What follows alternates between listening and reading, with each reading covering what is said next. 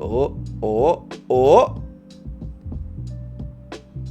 Erkwitz, a name I can say. Erkwitz. Congrats on winning though. If you check our channel, you'll see that we've just made a recent community post with the email that you'll need to hit up, along with the evidence that you'll be required to submit to us, just to make sure that you are who you say you are. And then in that simple email stream, we'll get it sorted where you are, where to ship it to, and which one you'd prefer. And enjoy your recollection box. Yeah, congrats. Well done. Thanks for all the support on the video, guys. What should we cut here? Oh, I think increasing's not amazing. No, we put increasing in at 4. Fire's all about the double Ds, draw and damage.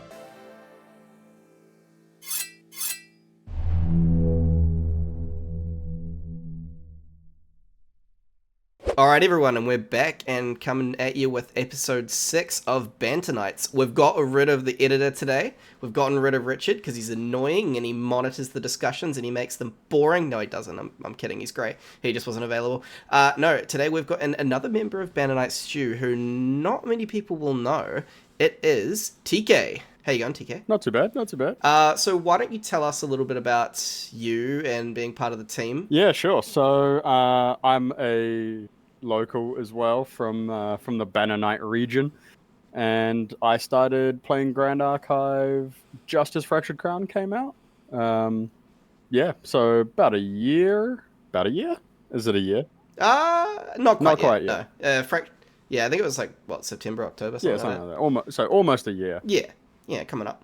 Yeah, no, it's been good. It's TK is one of our original members. We've got 7 of us, and it's been.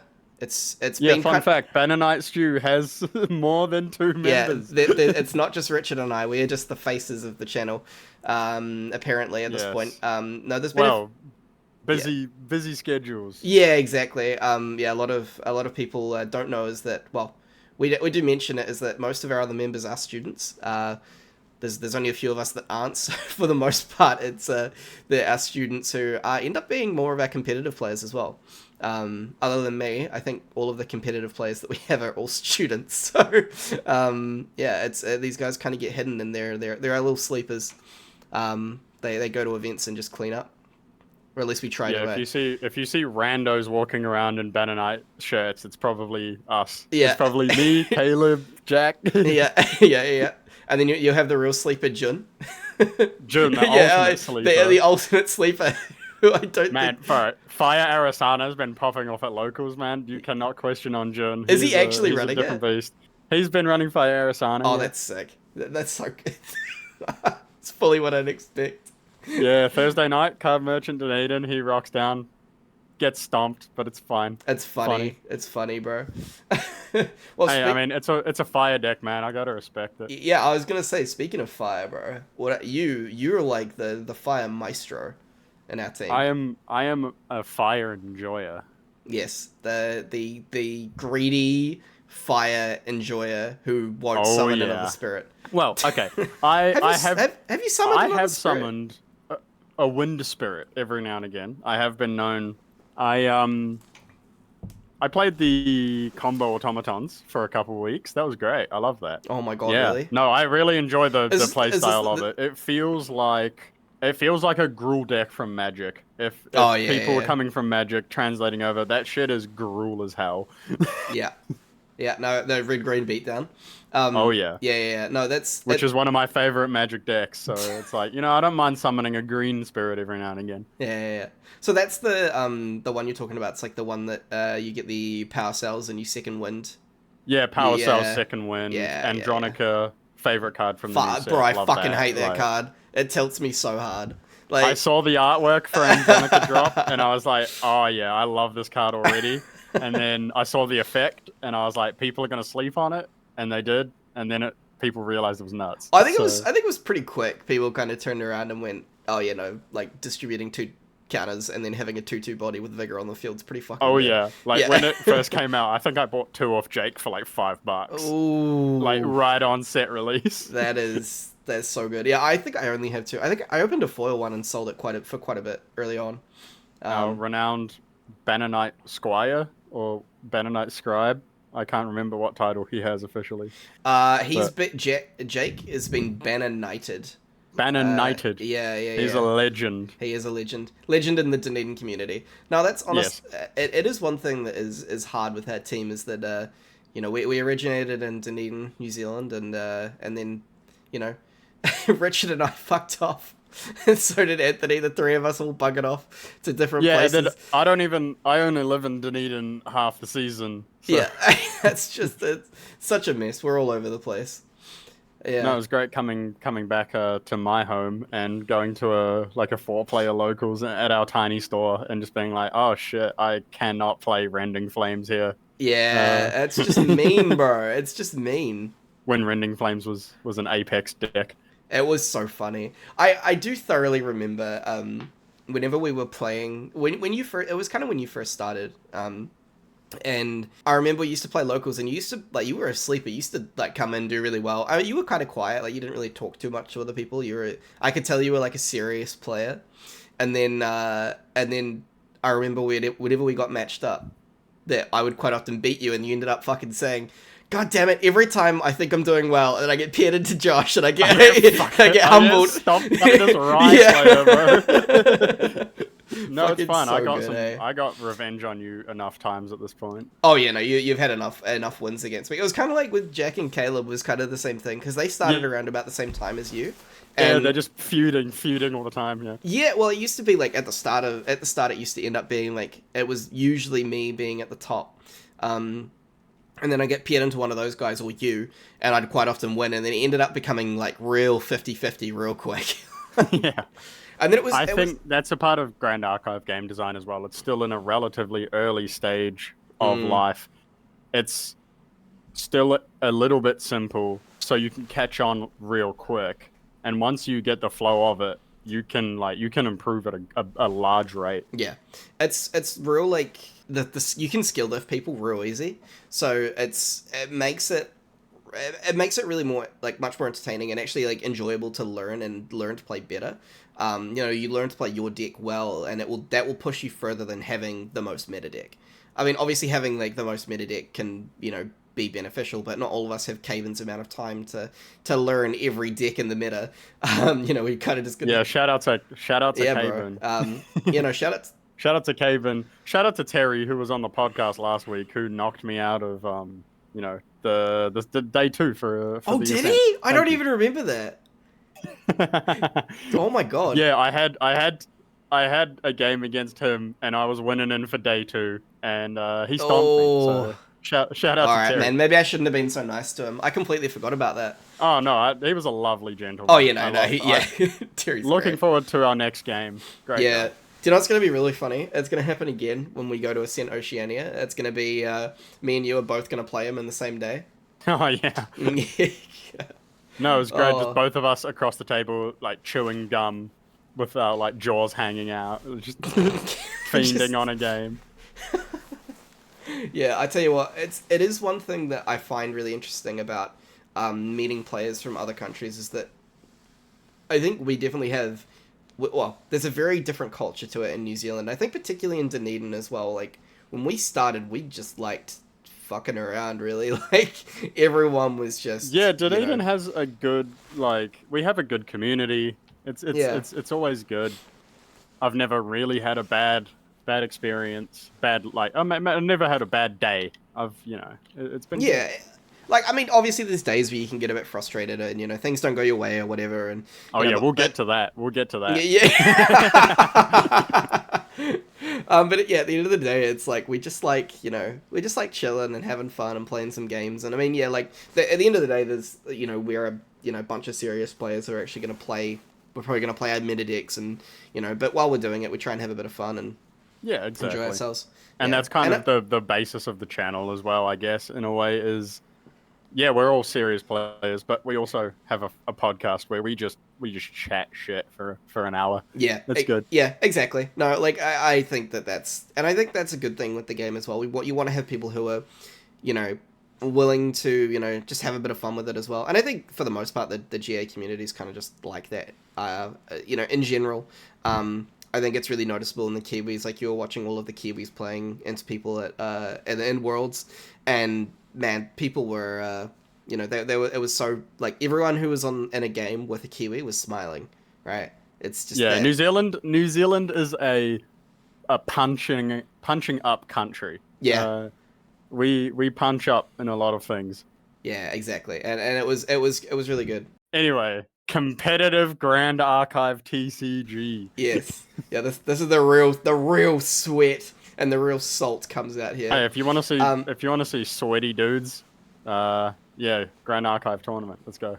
Hell yeah, let's go. Yeah. Hey, at least it's not as bad as Yu-Gi-Oh! Like, you don't need to bring like extra cans of deodorant. Shout out to no, that's bad. Anyway. Yeah, shout out to all the Yu-Gi-Oh! Digress.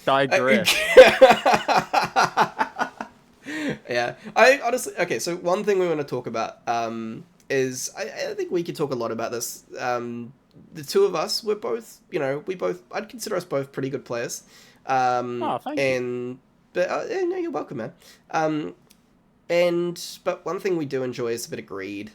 I think that's one thing in this game where, greed can pay off, but greed, I mean, it's also, it's greed obviously can have negative effects, but man, the greed that you can go in this game is really, really fun. Oh yeah. Like, I'd put myself maybe number one greeder of all time in everything that I play. If there's a greedy line or a greedy option, I'm probably gonna take it. You went hard on Rending Flames, man. That is a greedy ass. He used to slam that shit into spell shields. He used to you got 3 cards open into right. He'd just fucking do it. No, because they're always bluffing. Yeah, they're always bluffing. No, you know me, bro. I can't bluff your shit. I just fucking stand there and I'm like, okay, cool. I got it. All right, whatever. But no, I think like one of our favorite cards. I think amongst most people in the team is Increasing Danger. That is like got to be. Yeah, 100%. Not my favorite, but it's up there. It's definitely all-time greedy card. Like, it's my favorite greedy card for sure. If I'm playing a fire deck, except probably Merlin, there's probably 4 Increasings in there. Yeah, I remember we were doing some building. We were doing some fuck around building for Ascent, and we're talking about building a fire deck, and every single one it's got to have 4 Increasing. What should we cut here? Oh, I think Increasing's not amazing. No, we put Increasing in at 4. It's a competitive staple. It is, yeah. Well, to be fair, like in Rye, like I had to learn to. It was really good when Reckless Conversion was a thing, because you used to just be able to grade the shit out of it until you got to your level 3, and then you could just Reckless, and Increasing's really good with Reckless Conversion as well, because you're putting 3 cards in your memory effectively, so it does a lot. But then a lot of people stopped playing it, or they played it a lot less after Reckless went away.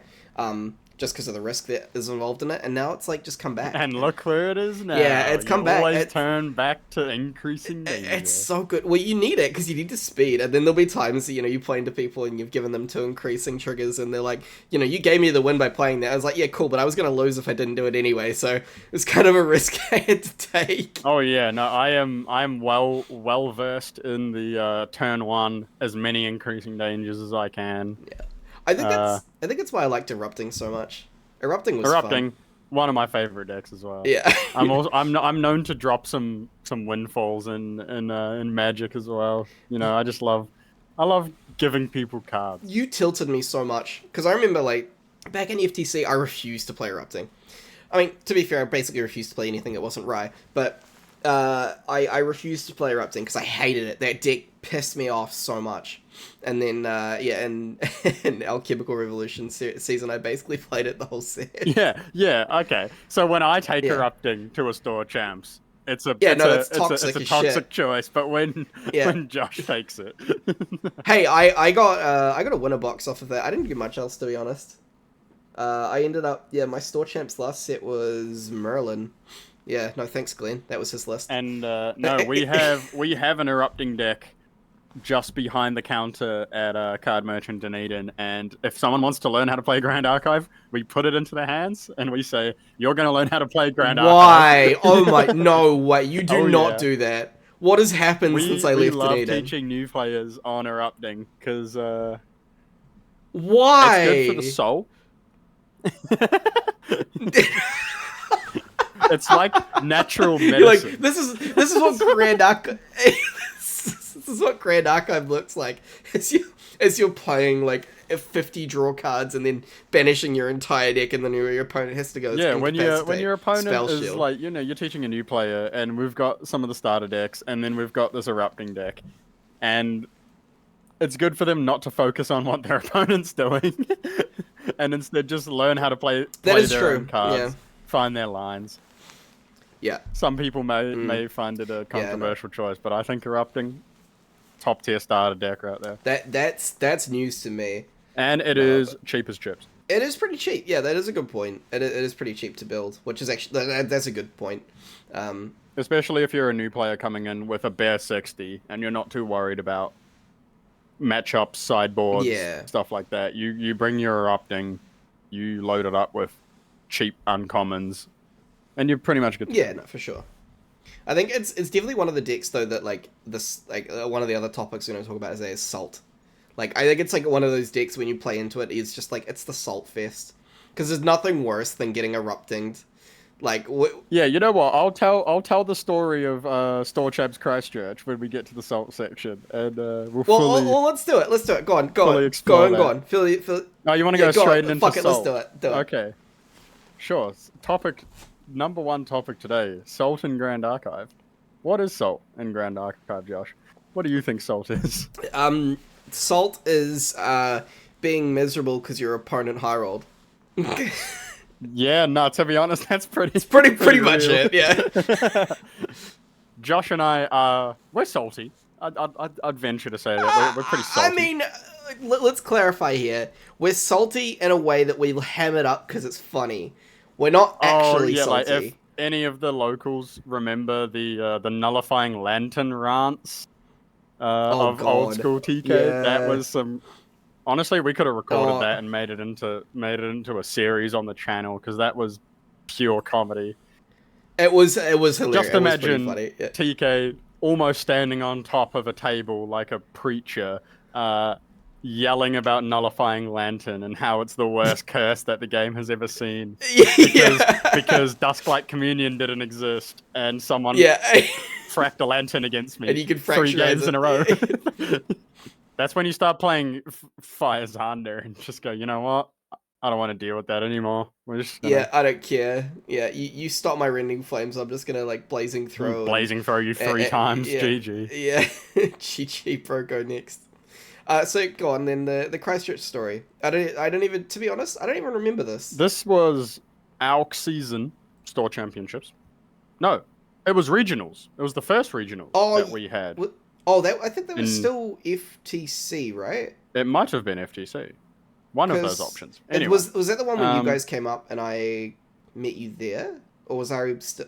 Yeah, you were already in Christchurch. Oh, yes. Yeah, no, that was the regionals. Yeah. People in Christchurch love a good bit of Rye, which there's nothing wrong with that, you know? There's a good few Rye players in Christchurch. And there were certainly a lot of Rye players on that day. And I distinctly... There's a lot less now. I distinctly remember every round getting paired up into Rye and my opponent eye-rolling me and going, oh god, I have to play against this dumbass deck. This is erupting, by the way. Yeah. I don't want to play against this bullshit, blah, blah, blah. Anyway, and I think it really spiked after I killed a Rye on level 2. They hadn't gotten to level 3, and I erupted them. I killed them. They tried to play a spell shield. I pointed at their hero and said, you are not level 3. And then... Oh, no. I believe that was game 2. And I just got a concession on the last one, I think. But, yeah, I think Salt is a two-way street. Because when your opponent's really getting salty, you feel bad. Yeah. Sometimes you feel bad. Yeah, it depends. I mean, I think realistically Salt is... everyone's going to get a bit salty sometimes. And that's, like, to be expected. I think it's how you deal with it. Like, if you... yeah, I don't think there's anything wrong with being salty. I think you just have to manage it well. Yeah, no, for sure. Like, I feel like if you're, if you're upset at a loss, it's like, yeah, no, as long as you're salty at yourself. Like, you think, okay, fuck, I should have played a different deck. I should have played better. There were different lines I could have taken, And then, managing it by saying, well, realistically, figure out what you could have done better, and realistically, if it was nothing else, there's a 10% luck factor in these games, so at the end of the day, they just did a little bit better than you. Exactly. Yeah. So And it's definitely one of the lines that we've used on each other many times is, all right, I'm not mad at you, but... Yeah, I'm not mad at you, but... Yeah, that's always... And then you get your rant out of the way, and then you just go, all right, sweet, we're all good. Yeah. Don't worry about it. Yeah, no, for sure. Like, I think managing expectations, like, with yourself as well, and... Managing expectations is definitely a big one. Yeah. I know that for myself. I always expect myself to be playing the best I can. And if I fall short of that, then I get disappointed. And that often leads to salt and maybe a rant or two. But I always end up back at the store the next week playing. So as long as that keeps happening, I feel like my salt's being kept under control. Yeah, no, for sure. Like, I think... Decently. Yeah. Salt's one of those things I think everyone has to kind of deal with, and I think people will deal with it in different ways. As long as you're not, like, expressing it against your opponent, I think it's fine. If you need to go away and, like, cool off and do whatever, like, that's a much better way of dealing with it than, you know... There's definitely times where I've witnessed salt that's been, you know, sprayed across the table is probably the best way to put it. Yeah. But... The shaker is going. Yeah, the shaker's going real hard. Yeah, you'll almost always see, at least me, outside the store at some point, cooling off, you know, doing something, having a vape. not trying to give in to the unbearable urge to smack a lantern player. Rip the lanterns in half. Just eat all of the foil lanterns in Dunedin. Oh man. Actually, I want to kind of like pivot this a little bit. So you started. You've played quite a few like TCGs. Like you've played Dragon Ball, you've played Magic, but I kind of knew you initially when you first started as a Fab player. Yeah, I'd say that's a fair thing. So you would say that's probably like your first main TCG? Was that? Well, it gets weird. So I played, like many people, I played Magic when I was young in my intermediate school and high school days. Later on, probably my last year of high school, I discovered Fab, and our local store really pushed Fab. And every store in New Zealand pushed Fab real hard. Love it. But I feel like I play lots of games, and at some point I can't consider any one game my main game. I play them for different reasons. I play them for their different elements, but yeah, Fab was the game that I was focused on before I started playing GA. Yeah. No, that's fair. I mean, I've played a little bit. Like I said before, every store in New Zealand pushed Fab real hard. Designed in New Zealand, it makes sense. They want to push the local. That's our game. Yeah, they'll push our local game, which is fair enough. I played it initially when it came out. I was like, eh. I mean, I'd played a lot of Magic. I was playing Magic at the time, and I was like, okay, it's probably a little bit too different from Magic for my liking.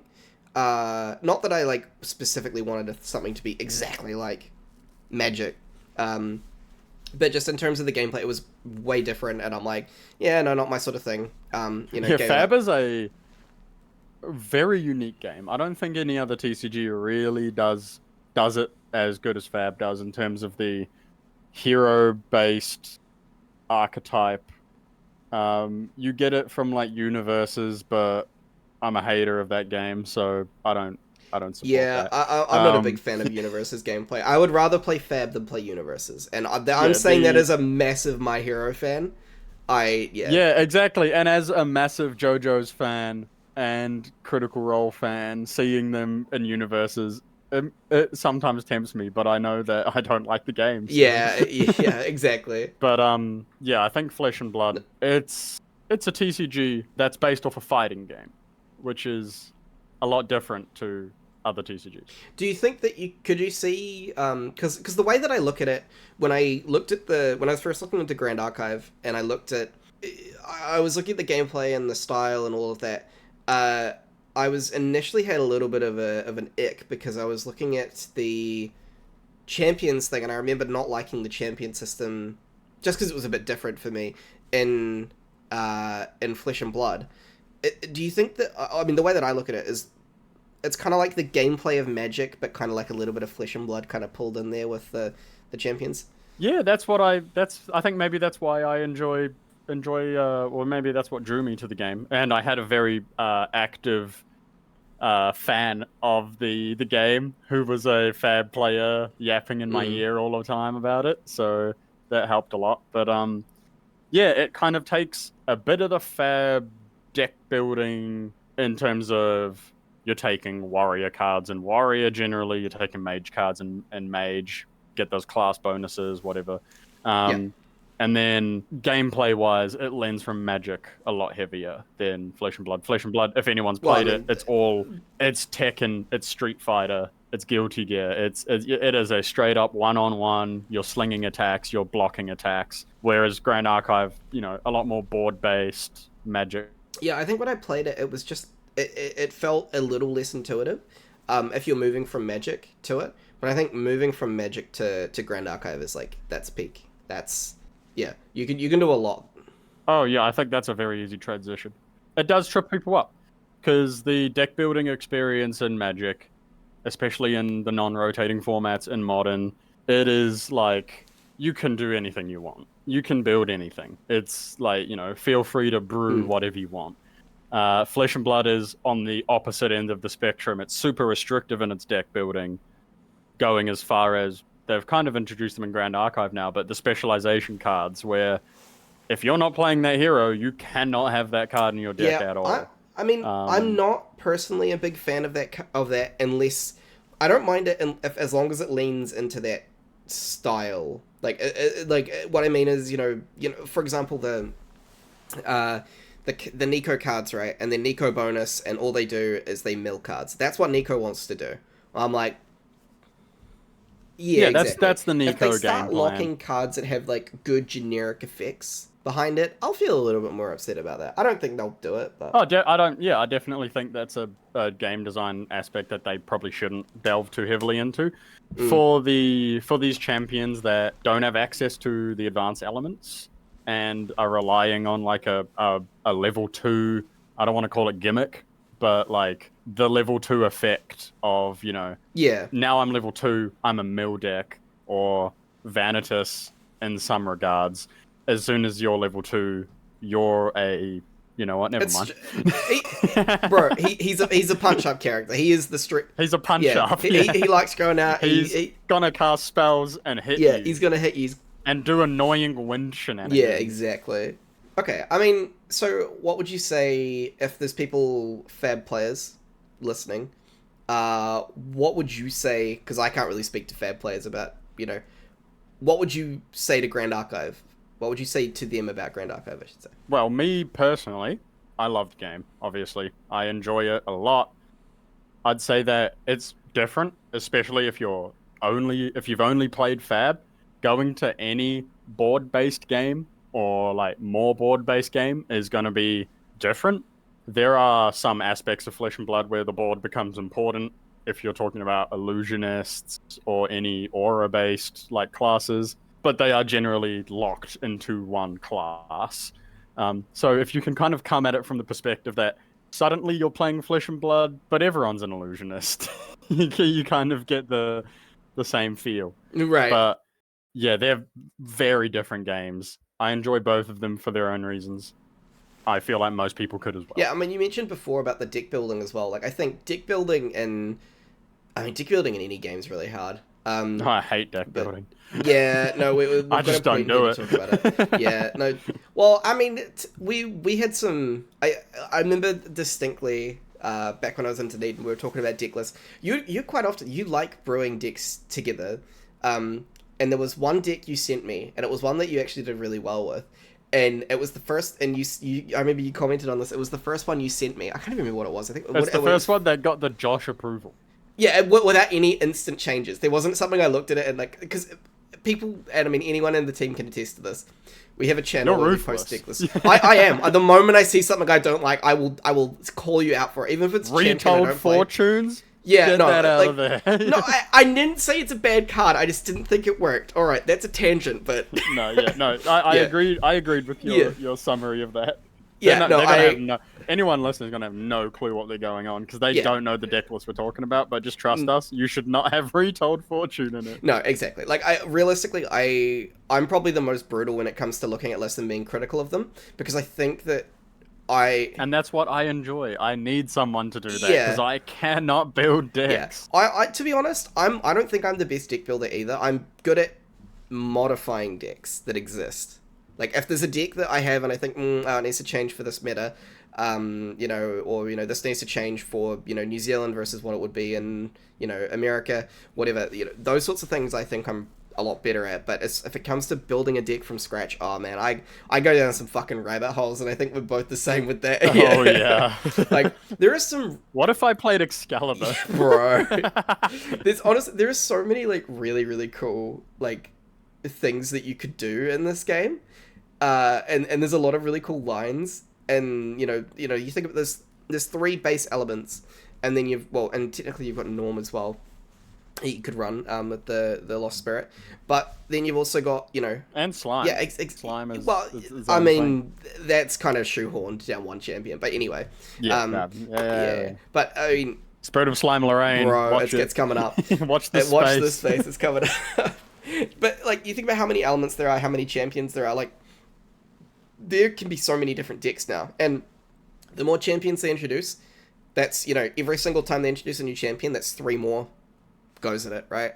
And as soon as they, for example, we've got the next set coming up that's got a Terra mage in it, right? So some of those Terra cards could go across to Sylvie, and then vice versa, right? So you've got that cross-contamination there. Like, the game is going to exponentially grow in the amount of decks that you can build, so I don't expect it to take too long before you're just getting, like, real rogue deck lists showing up at massive events, and they'll just blow people out of the water. And I kind of see it as Grand Archive's like not solution, but like Grand Archive's like the hat that they've thrown in the ring for like the magic color pie, right? The color wheel, where you have for sure. these 5 base colors, and as soon as you combine them, they become a different archetype.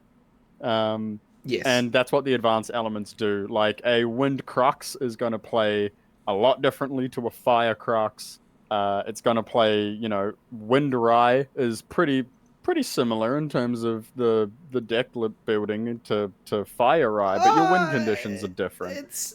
You've got Arcane Elementals that are swinging at you for some godforsaken reason, Joseph Clark. Oh, they are... Clopper gets called out a lot on here, and I would just like to point out that bastard beat me in the finals of a store champ last weekend. So we love Clopper. He is we love Clopper. No, Clopper's great. Clopper Mart is an amazing man. Clopper Mart, yeah. No, honestly, no, Clopper's great. He did just beat me in a store champs in Christchurch. It was very close. Went to 3. So yeah, no, that's looking forward to getting revenge on him at some point. Although, to be fair, I did beat him in my first store champ, so it was, it was due for him to beat me justice back. In a way. It was. We're 1-for-1 in store champ wins now against each other, so I'll get the next one surely. Yeah, you can send some Utu out on him. You can send some vengeance on him. Yeah, man. But no, honestly, like, I think deck building. One thing I do want to point out is that and this is one of the things I get really critical on the guys about as well. We were talking about this before we started the podcast. Yeah. Running 60 cards. Now, this was beaten into me when I started playing Magic, is you run 60, and that's what you run. And, the moment you run more than 60, you're ruining your consistency. And I stand by it at this point, and I will die on this hill. The moment you start adding more cards and you go over 60, yes, there may be cards that you want to add, but you've got to make some cuts. There's got to be some... I know that there's cards that you want to have in there, but at the end of the day, you ruin your consistency by adding a single card. Ruins the consistency, and the more and more you add, the worse it gets. So, like, I'm big on, like, straight 60. Like, don't run any more than that. If you've got to make a cut somewhere, but... These guys, I don't know what it is, bro. Like, between you and Caleb, like, it's hard to beat it out of you kids these days. Hey, Josh. I'm like a few years older than you guys, but... Josh, Yo. I love running above 60. I know you do, bro. I know you do. I see your deck list, and I'm like, bro, you can get rid of all of those cards. You're like, No, I'm convinced that it's more Flesh and Blood brain rot. Because in Flesh and Blood, it's uncommon to run above 60. But you do. It does happen. There are moments where you bring in, 60 plus cards. And so I've never seen it as a bad thing. Maybe it's definitely my Merlin experience of running a 64 card main deck at all times. that. Oh, ugh. How are you supposed to find your? But it's how all are you, gas. How, But it's all gas. It's not okay. Like, how are you supposed to find your Pendragons? Like, you No, can it's fine. You're playing Crux, mate. You just draw it all. Well, that is true. Crux is fine. You can just draw it. You just draw it all. You Prismatic Edge. You can add those man, extra 4 cards for your Prismatic Edges and just clown all over your opponents with that. Yeah, it's like you already play like the greedy Merlin deck that doesn't play Ascension, and then you just add the 4 Ascensions in Prismatic Edge, and you're like, cool, bro. Oh yeah. Here we are. Yeah, it's like I just don't want to miss out on those Prismatic Edge gains. Greed is fun, and greed sometimes stitches you up. But I'm a gambling man. Sometimes you got to gamble. Yeah. Sometimes you lose. Yeah, that's fair. Like I definitely think there's a certain element to it where I kind of went through this like existential crisis before going to the store champs here, and I was like, man, I don't know what to play. I've been playing like 3 or 4 different decks at the start of the season, and I haven't been doing like super well. I've been kind of like, not really sure on what I wanted to play. I've played a bit of Rye, and then trying a few different lists out, and it just nothing's really working. And then I was like, I was up really late, and I was thinking I had like 4 different decks I could play, and then I was like, you know what? I'm just going to play Rye. It's something I know. It's something I can play well. I'm just going to be consistent about it. Play Rye. And it almost won me the store champs, right? But it's, I think, going with something that you're comfy with. And if going above 60 is what you're comfy with, and you like being greedy, and you're happy to play that way, then go for it. I'm not saying it's optimal. It's not how I'm going to run my decks. But, No. I think we play Rye quite differently from each other. Yeah, I am would say always so. gonna take the gamble, and sometimes On it the loses me disposition. games. But like, Yeah.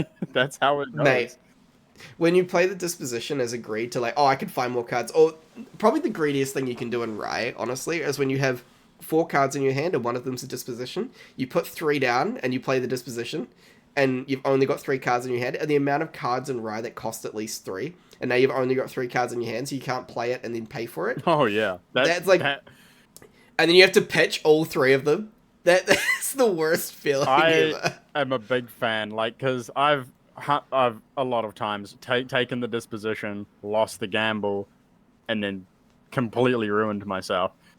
Yeah. But then I just remember that one time where I got the dungeon guide to 3, I slammed the disposition, and I killed them. Yep. And and it flashes in my mind, and I go, wait a minute, I'll just do that, Lamau.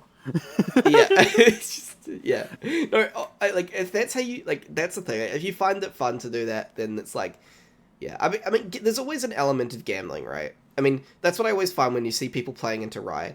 And they'll sit there and they'll build up their hand because they see that I'm holding up like 5 cards. They're like, okay, well, he's going to play the first spell shield, get some counters, get the second. So they're trying to build up enough till they don't have to. And it's like, at some point, you just got to risk it. Yeah, 100%. They don't agree all the time with that statement. If you have a line, I feel like you should take it. And if they have the thing, then they have it. At worst case scenario, you're making them expend resources. Like, let's be real. Let's be realistic here and not like send the kids, down the dark alley to the man with the van. Don't play your line if you think you'll die on the crackback and it's not close or somewhat guaranteed. I would say play if you. Oh yeah. If the line is something like, okay, in order to stop this, they would need like 3 spell shields. The odds of them having that are pretty low. They've got 1 in banishment. They need to have all 3 of their other ones. Realistically, I don't see them having 3 spell shields. I can probably go for this. And then, you know what? If they've got it, they've got it. At the end of the day, there's always going to be someone who's doing slightly better than you, unless you're going to win the event. So it's like, any event, if you're winning, you're in the lowest percentile. Yeah. So, like, at the end of the day, it's let the cards fall as they may. That's probably one of the best quotes ever. I mean, realistically, decks are going to do what they're going to do. Yeah, especially if it's a deck like Rye, where if they get it, you can't really stop them. Yeah, I mean, there are ways that Rise have gotten really good now at like working around things like Blanche. Uh, it's become a real interesting interesting experience playing Rye with into Blanches and having to chain things a bit differently and making sure you play your slow speed stuff first and then playing your fireballs on top and there's a whole bunch of different lines now. Yeah, definitely. Yeah. But greed is a hell of a drug, and I am addicted to it. I love greeting. Yeah, no, for sure. I think greed is definitely fun. I think it's more fun to play a greedy deck. You remember like the Galatine deck that Anthony made, like with refurbish and stuff. Was it just bad or was that greed? No, that was bad. It was pretty funny. But no, You lost me at Galatine. Yeah. No, I think one of the most greedy decks. I obviously I played like Erupting and Rye and whatnot, but I think probably the greediest deck that I had the most fun with, because I don't consider Rye a super greedy deck at this point, or at least the way I play it. Probably one of the more greedy ones that I really enjoyed is Eternal Kingdom. Fuck, I love Eternal Kingdom is sick. Fuck, I love that deck. It's so fun. Like Definitely for me, one of the epitomes of greed is the Galahad, one copy of Galahad in a sword swinger deck. And you draw that Galahad and you're like, this is gonna be sick. Triple Honed by Fire, Rending Flames, Galahad. Yeah. And you're feeling great. Have you played much with the new Forge Light Blade? I feel like that's a TK card. Forge Light Blade is one of my favorite cards from the set. I knew it would be. I don't care about self damage as long as I do more damage back. Yeah, no. See, like fire is all about the double Ds, draw and damage. It doesn't matter if the damage is Fire's on all yourself or about on the your double opponent. Ds. We need to trademark that shit right now. It doesn't matter if the damage is on you, your opponent, you're dealing damage and you're drawing cards. That's fucking awesome. Yeah, no, like I think if we need to sum up TK into a deck, it's honestly it's Fire Lorraine. It's Fire Lorraine. I built a list very recently and I called it a bit of TK. And it was just a Fire Lorraine, and it just like when I was building it, I'm like, oh man, this is such a TK deck.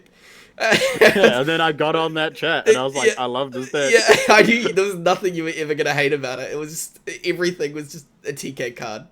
The only problem is that you didn't have Galahad in it. Well, that is have true. One-off Yeah, Galahad. we should put a one of Galahad in that list.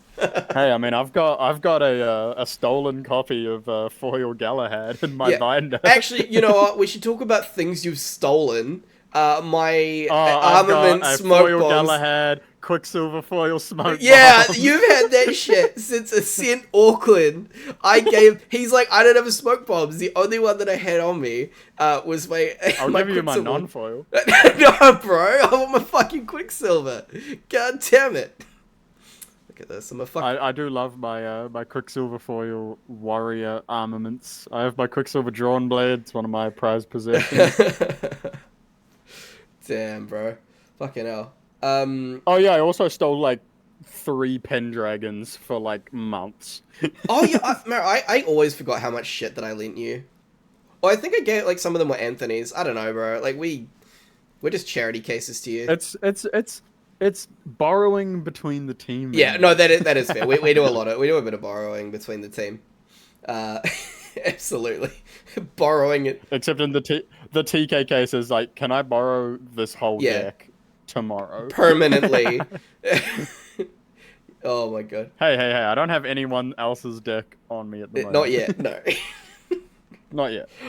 Next time Josh comes. Oh, up. bro, I'm gonna lose half my shit. It's insane. Oh my god. So what are the other things we want to talk about? I don't know. I don't know who the fuck put this on the doc. This was you, wasn't it? Crayon munching. What the fuck? He's like, I can't trust these kids, bro. Like, put fucking crayon munching on the list. You have to understand, first of all, the concept of crayon munching. Like all things in education, you have to understand the concept before you can put it into practice. And We munch on Banner Knights, not crayons. Crayon Banner Knight munching is an expression that I've used in the past to describe many of my decks. But all I can say is we were at top 4 at a store champs, and 3 tables had Banner Knights on them. At the peak every table had a Banner Knight on it. Because everyone was Banner Knight munching. It was at the peak of Crystal of Empowerment, channeling Stone of Banner Knight down, play 3 Banner Knights. I love Banner Knight. Obviously, everyone loves Banner Knight in this. We all love Banner Knights. But Crayon munching is a great thing. And I feel like more people need to Crayon munch every now and again. And what I mean by that is just play the most brain dead, quote unquote, brain dead, stupid deck. Oftentimes it's Erupting Rhapsody. A lot of the there's many decks that could be considered Crayon munching. I consider Rye to be a Crayon muncher deck. Fuck you! It is not you. Erupting, I'll take. Not Rye. Rye is not a Crayon munching deck. I love Crayon munching. Crayon I know munching you. is a great experience. I believe I got that expression from Flesh and Blood as well. Back there was a hero. He was many elemental elements combined. And so the deck was often referred to as the Crayons because it had 3 different elements in it of 3 different colors. And if you were playing the deck, you were not making decisions. Well, that is true. That's probably like the essence of Crayon munching, right? Is that you're not really making the decisions. The deck pilots you. Yeah, the deck pilots itself. Yeah. I think to be honest, it's kind of I think usually when you're getting new people to start, you chuck them a Wind Allies deck. And the deck plays itself, right? It's really easy. It's straightforward. I mean, there's a high level... Like, I think Allies has probably got, like, the lowest floor, but also one of the highest ceilings. Especially in the mirror. Yeah, especially... Yeah, mirror is a big one as well, right? Yeah, really low floor, probably almost the lowest floor, highest ceiling. Because there's a... Like, the mirror... I don't even want to touch it, bro, because it's just, like, Allies mirrors are just... It's so much brain power of trying to figure out what... I think that was like the day after, or like the day of Ascent Houston, the first Ascent, and we were in the Discord, and we're watching the finals of, True Champion playing their Wind Allies decks against each other, and Josh is just shaking his head going, I do not want to play this mirror. I do not want to touch this. So this is actually a point. I'm really big on, if I'm playing... I don't want to play the most popular deck unless it's like ludicrously busted.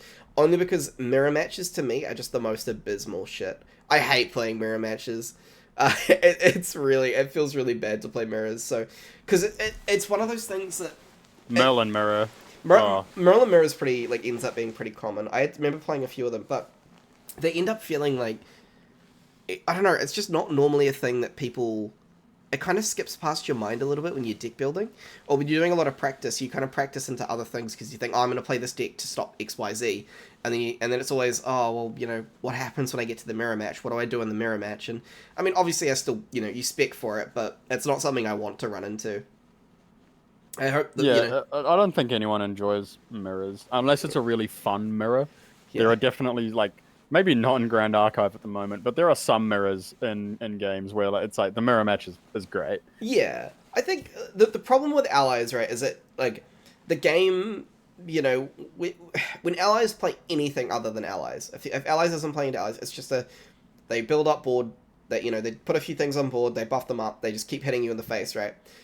But when you're watching an Allies mirror match, all you're watching is you're just watching them kill each other's allies for fucking ages. It's just killing the allies. It's controlling the board, and it's so different. And it's just you get in the incremental damage when you can, but for the most part, you're just trying to take out all their allies.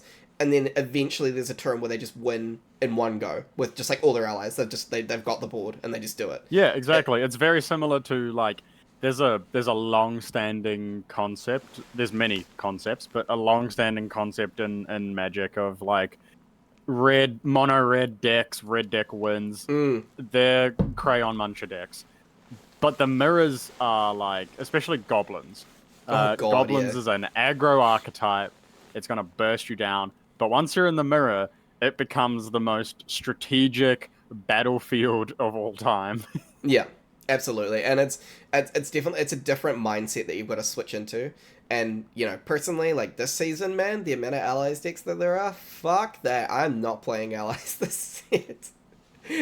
Maybe at some point when allies are less popular, I'll play them. But no, I think the more and more decks that come out, the more less and less likely it's going to be for you to hit a mirror, and you can just kind of focus on what you're good at.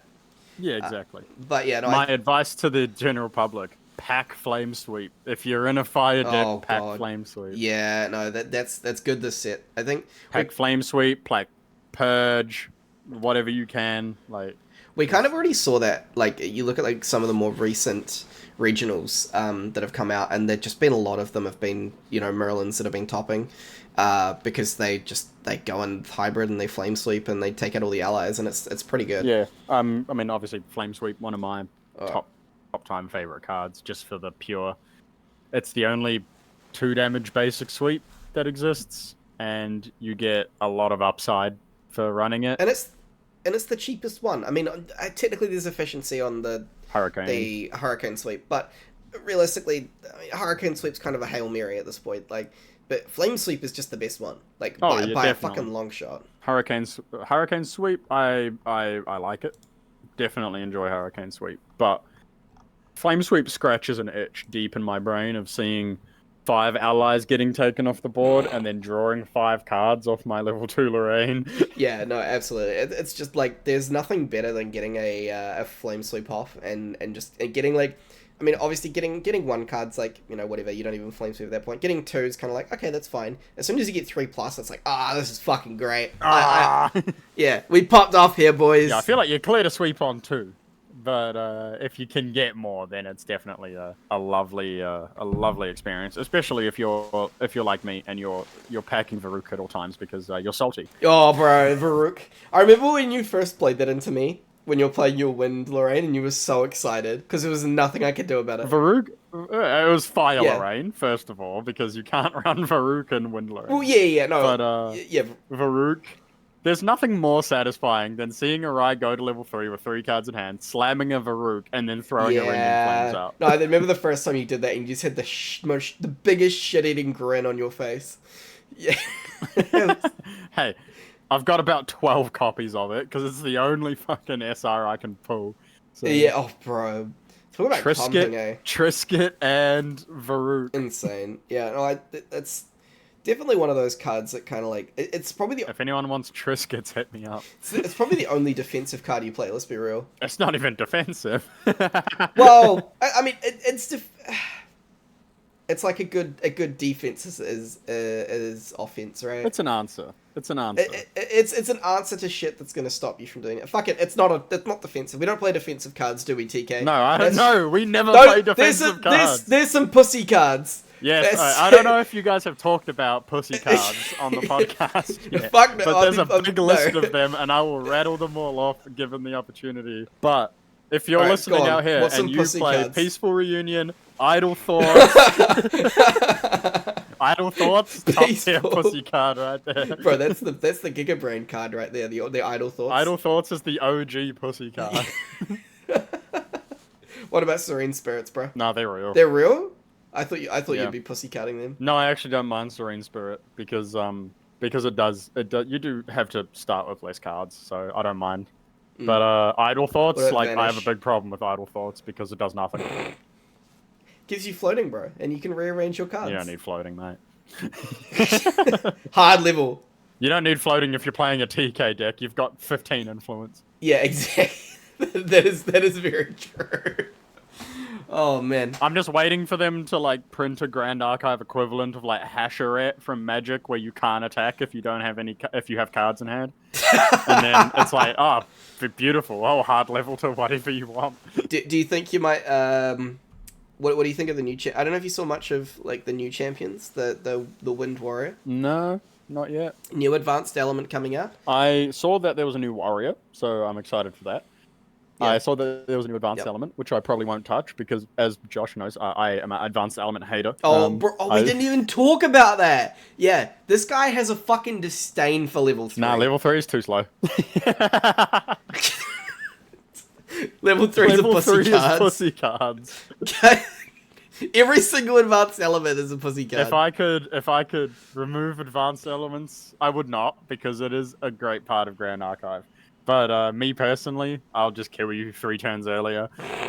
I'd rather win the game quicker than get to level 3. You better win the fucking game then. Yeah, I will.